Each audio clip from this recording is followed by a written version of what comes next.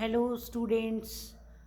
Good evening and I am Preeti Sharma here. और हम लेकर आए हैं आपके सामने एक और नया वीडियो जो introduction of linear equation in one variable को डिस्क्राइब करता है। Linear equation in one variable में सबसे फर्स्ट पॉइंट आता है इसमें लीनियर, उसके बाद आता है इक्वेशन। इक्वेशन जो वर्ड है वो कहाँ से आया? Come from the sine of, जो ये इक्वल आप ये देख पा रहे होंगे, ये इक्वल का साइन है। इस इक्वल के साइन की वजह से ये हमारे सामने आया है, इक्वेशन वर्ड आया है। सेकंड थिंग है one variable. One variable, one और वेरिएबल, वेरिएबल का मतलब होता है अननोन वैल्यू, अननोन वैल्यू जिसको हम जानते नहीं हैं। या सेकंड वे में हम कहें कि वन अल्फ़ाबेट, किसी एक अल्फ़ाबेट के थ्रू हम इसको रिप्रेजेंट करते हैं। लाइक है, जैसे मेरे पास ये पेन है और मैंने कहा cost of this pen is X rupees, लेकिन मैं शॉप पर गई और मैंने पाया कि इस पेन को, मैंने कहा भाई ये पेन दे दो, तो मैंने पाया कि cost of this pen is of 10 rupees. इसका मतलब होता है कि जिस कॉस्ट को मैंने एक्स बोलती थी, जब तक मुझे जानती नहीं थी, जब तक मैं इस पेन की कॉस्ट नहीं जानती थी, तब तक मैंने बोला ये एक्स है।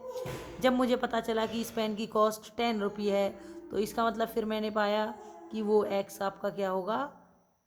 10। दैट मीन्स ये 10 रुपये और एक्स, एक्स कब था? अननोन वैल्यू, अननोन जब तक हमें पता नहीं था, और जैसे ही हमें पता चला तो इसका मतलब क्या हुआ? एक्स और 10 एक दूसरे के इक्वल हो गए। Second point is linear. Linear word को हम अगर सिंपल लैंग्वेज में कहें तो जो हमारे पास वेरिएबल होता है, उस वेरिएबल की हाईएस्ट पावर क्या होनी चाहिए? 1 होनी चाहिए।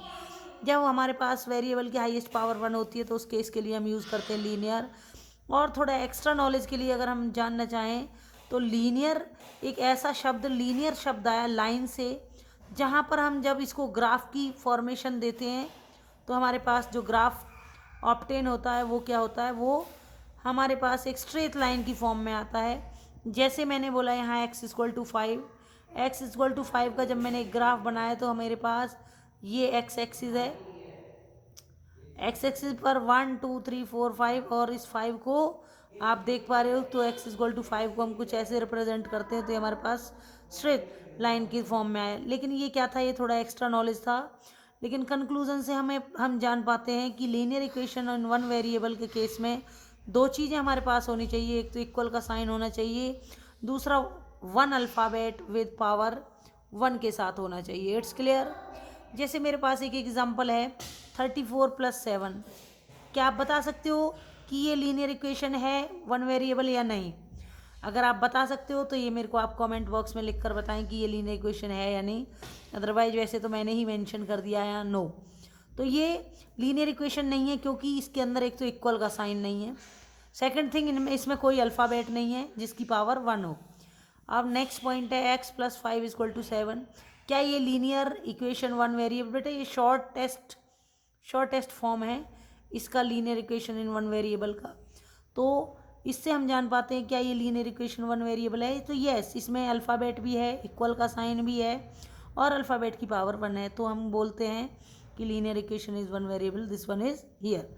तो ये नेक्स्ट पॉइंट है। अब लैंग्वेज में हम इसको क्या रूप दे सकते हैं? लैंग्वेज की फॉर्म में हम इसको ऐसे लिख सकते हैं कि linear equation one variable, it is algebraic expression in which some known value and unknown value are combined together with mathematical sign, like as x+5=7. In journal form is ax+b=c। जो ये ए बी सी ये तीनों है ना बेटा, ये तीनों की तीनों कांस्टेंट, कांस्टेंट का मतलब होता है काउंटिंग, कांस्टेंट का मतलब क्या होता है? काउंटिंग। और जो यहाँ ये एक्स यूज हुआ, ये एक्स क्या है? ये वेरिएबल है, अननोन वैल्यू है। तो अब यहाँ से इस वीडियो इंफॉर्मेशन की वजह से आपके सामने कुछ इस टाइप से क्वेश्चन अराइज होता है कि which of the following are the linear equation in one variable. तो आपके पास ये होमवर्क है और आप मेरे को ट्राई करके बताओगे कि इनमें से कौन सा लीनियर इक्वेशन है और कौन सा नहीं। तो आप कमेंट बॉक्स में आप इनके आंसर मुझे लिख करके बता सकते हो।